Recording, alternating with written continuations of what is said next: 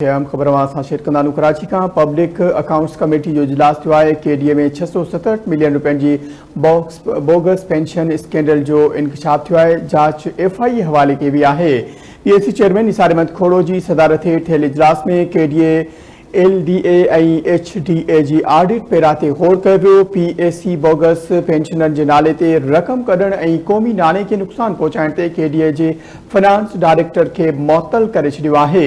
हर 6 महीननि में बैंक पारां बायोमेट्रिक तस्दीक कई वेंदी आहे। पोइ 500 बोगस पेंशनर खे कहिड़े तरीक़े सां अदायगियूं कयूं वयूं, निसार अहमद खोड़े जो इहो चवणु आहे। एक बार भी नाज़रीन या ब्रेकिंग न्यूज़ अवां सां शेयर कंदा कराची का पब्लिक अकाउंट्स कमेटी जो इजलास थियो आहे। केडीए में 667 मिलियन रुपयनि जी बोगस पेंशन स्कैंडल जो इंकशाफ थियो आहे। जांच एफआई हवाले कई वई आहे।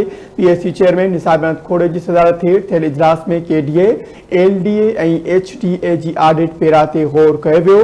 पीएसी बोगस पेंशनर के नाले ते रक़म कढण ऐं क़ौमी नाणे खे नुक़सान पहुचाइण ते केडीए जे फाइनेंस डायरेक्टर खे मुअत्तल करे छॾियो आहे।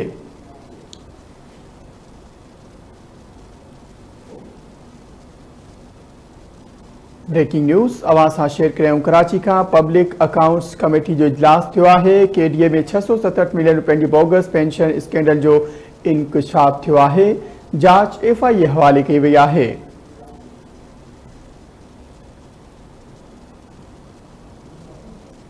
कराची का ब्रेकिंग न्यूज़ नाज़रीन अवां सां शेयर करियूं पब्लिक अकाउंट्स कमेटी जो इजलास थियो आहे। तफ़सील मालूम कंदासीं। कराची का धरती टीवी जो चीफ रिपोर्टर शबीर लाशारी एक बार ॿीहर असां सां लाइन ते मौजूद है। जी शबीर, आगाह कजो, पब्लिक अकाउंट्स कमेटी जो इजलास थियो आहे, कहिड़ा तफ़सील आहिनि? पब्लिक अकाउंट्स कमेटी जो इजलास चेयरमैन निसार अहमद खोड़े जी सदारत हेठि थियो आहे ऐं इजलास दौरान केडीए में 667 मिलियन रुपयनि जे बोगस पेंशन स्कैंडल जो इंकशाफ थियो आहे ऐं इन स्कैंडल खां पोइ उनजी जांच जेका आहे उहा एफआई जे हवाले करण जा हुकुम ॾिना विया आहिनि। पब्लिक अकाउंट्स कमेटी जे इजलास दौरान केडीए एलडीए ऐं एचडीए जी ऑडिट पैरां ते गौर कयो वियो। इजलास दौरान केडीए में रिटायर्ड मुलाज़िमनि ऐं मुअत्तल मुलाज़िमनि जे देवान लाइ जारी थींदड़ 2 अरब 21 करोड़ रुपयनि जी माहवार पेंशन फंड मां 8 रुपया बोगस पेंशन जेके पेंशन आहिनि उन्हनि जे नालनि कढण जो इंकशाफ थियो आहे ऐं केडीए जी फाइनेंस डायरेक्टर खे मुअत्तल करे मामिलो एफआई जे हवाले करण जो जी जेका आहे उहा हिदायत ॾिनी वई।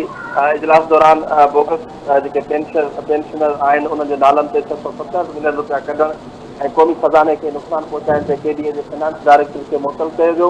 हिन मामले जी जांच जेका आहे उहा एफआई जे हवाले कई वई।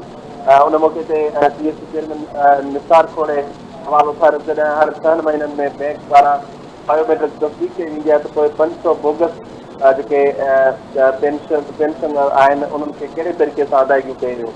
उनखां अलावा इजलास दौरान पार्किंग प्लाज़ा जो सिक्को बिना नीलामी जे महीने 15 लाख रुपयनि में ॾियण जो इंकशाफ थियो।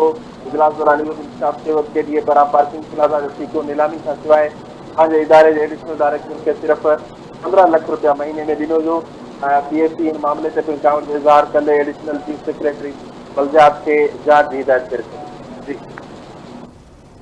शबीर, वॾी महिरबानी आगाह करण लाइ।